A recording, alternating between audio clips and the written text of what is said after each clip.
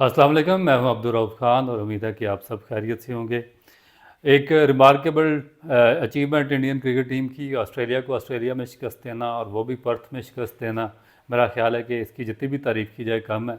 मैंने जो अपना टेस्ट मैच के पहले दिन मैंने कहा था कि इंडिया के बहुत ज़्यादा चांसेस हैं टेस्ट मैच जीतने के। और ये मेरी एक्सपेक्टेशन नहीं थी। मैंने कहा था कि अगर इंडिया 300 से ज़्यादा रन सेकंड इनिंग में कर गया और 50 रन की लीड ले गया तो बड़ा मुश्किल होगा 350 रन करना ऑस्ट्रेलिया के लिए। जिस तरह की इंडियन बॉलिंग अटैक है जिसमें बुमराह है, सिराज है और राना शामिल है। मगर आउटस्टैंडिंग किस्म की बैटिंग की है, मेरी एक्सपेक्टेशन से बहुत बेहतर बैटिंग की है। जिस तरह जायसवाल ने 161 रन की शानदार इनिंग खेली है, वो मेरा ख्याल है कि मुद्दू याद रखी जाएगी। उसके अलावा KL राहुल ने डिटर्मिनेशन के साथ 71 रन की इनिंग खेली है। कोहली का 100 रन मेरा ख्याल है कि बहुत ही एक आउटस्टैंडिंग अचीवमेंट है किसी भी एशियन टीम की ऑस्ट्रेलिया में, और वो भी पर्थ की बाउंसी विकेट पे। इसमें सारा क्रेडिट जाता है, मेरा ख्याल है कि जो फर्स्ट इनिंग थी वो बहुत ज़्यादा क्रूशल थी, जिसमें नीतीश कुमार ने किए हैं 41 रन किए थे और ऋषभ पंत ने 37 रन बनाए थे, और KL राहुल के 26 रन से बहुत ज़्यादा अपना जो इम्पॉर्टेंट रोल है वो उसमें प्ले किया था। क्योंकि 150 रन तक पहुंचने के लिए लग रहा था कि इंडियन टीम बहुत जल्दी आउट हो जाएगी, मगर इन जो नीतीश कुमार है, ऋषभ पंत और KL राहुल की बैटिंग ने इंडिया को 150 रन तक पहुंचाया। और उसके बाद जिस तरह की बॉलिंग की है बुमराह ने और सिराज ने, मेरा ख्याल है कि जितनी बुमराह की तारीफ़ की जाए कम है। और इसमें कोई डाउट नहीं है कि वो इस वक्त वर्ल्ड क्रिकेट के बेस्ट बॉलर हैं, ना सिर्फ वर्ल्ड टेस्ट क्रिकेट के बल्कि तीनों फॉर्मेट्स के।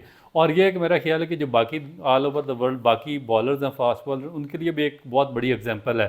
क्योंकि सिर्फ ऑस्ट्रेलिया या पर्थ की पिच पर उन्होंने अच्छी बॉलिंग नहीं की। आपने एशिया कप में देखा होगा, उन्होंने पाकिस्तान को आउट क्लास किया, उन्होंने श्रीलंका को आउट क्लास किया, 50 रन पे आउट किया।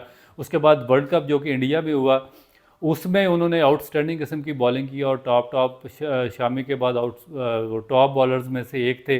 श्रीलंकन कंडीशंस में भी बॉलिंग उन्होंने की, इंडियन कंडीशंस की, इंडिया की जो डेड पिचेस थी उन पर भी आउटस्टैंडिंग किस्म की उन्होंने बॉलिंग की है, तीनों फॉर्मेट्स में की है। और उसके बाद फिर ऑस्ट्रेलिया में उन्होंने एक अनप्लेएबल किस्म की बॉलिंग की है।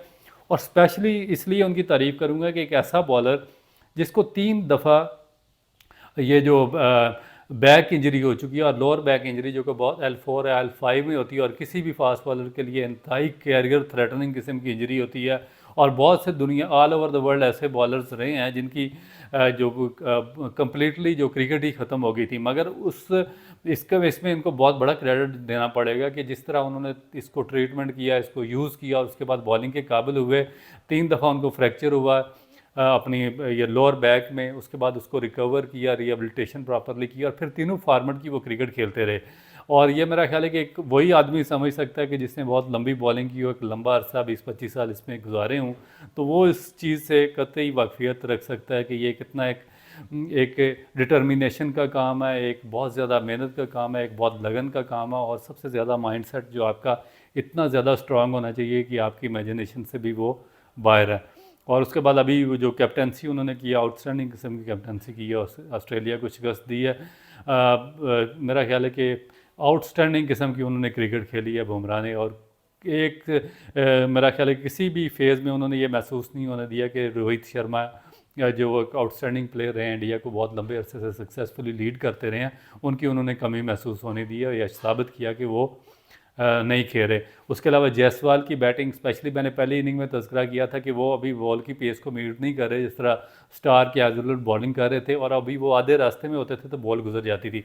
मगर जिस तरीके से उन्होंने सेकंड इनिंग में अपने आप को स्टेबल किया, अपनी टेक्निक को बेहतर किया, और जिस तरीके से उन्होंने स्ट्रोक्स के लिए ग्राउंड की चारों तरफ और 161 रन की पर्थ की पिच पर इनिंग खेली, तो मेरा ख्याल है कि वो इस वक्त वर्ल्ड क्रिकेट के अगर उनको नंबर 1 प्लेयर कहा जाए तो इसमें कोई मजायका नहीं होगा। क्योंकि इससे पहले वो इंडियन पिचेस पर वो 6 सेंचुरियों के साथ और एक डबल सेंचुरी के साथ साबित कर चुके हैं कि वो एक बहुत ही एक आउटस्टैंडिंग किस्म का टैलेंट है वर्ल्ड क्रिकेट में, जो आगे जाकर बहुत लंबे अरसे तक इंडिया को सर्व करेंगे। मगर जिस तरह पर्थ में उन्होंने हैज़लवुड, स्टार्क और कमिंस के खिलाफ उन्होंने बैटिंग की है, वो एक रिमार्केबल अचीवमेंट आप उसको कह सकते हैं।